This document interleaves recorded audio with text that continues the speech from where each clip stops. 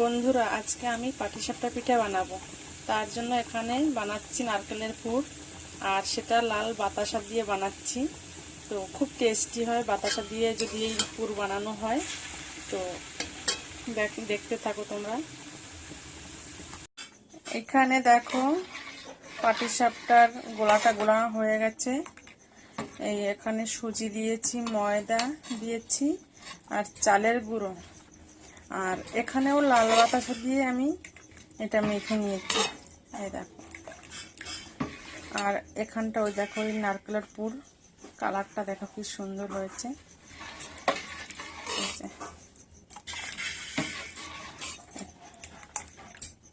দেখো এই যে কলা গাছের পাতার যে ডাঁটগুলো হয় না, সেটা এই যে এইভাবে কেটে দিয়েছে আমার মা।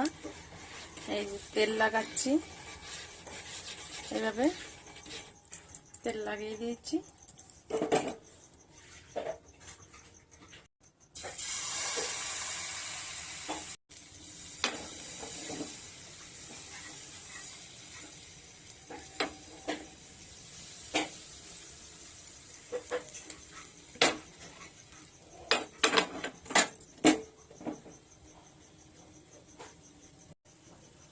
এই দেখো নারকেলের পুর দিয়ে দিচ্ছি।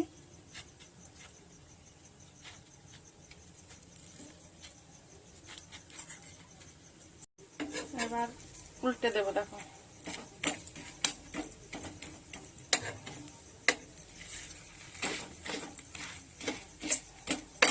গ্যাসটা বাড়ানো ছিল, দেখতে পাইনি।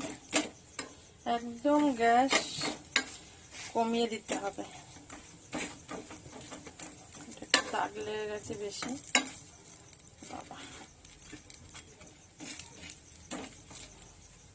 দেখো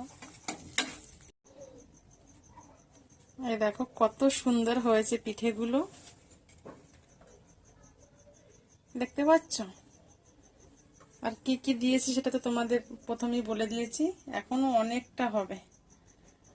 এই যে খেতে খুব টেস্টি হয়েছে। আমার মাকে দিয়ে টেস্ট করালাম, মা বলছে খুবই টেস্টি হয়েছে।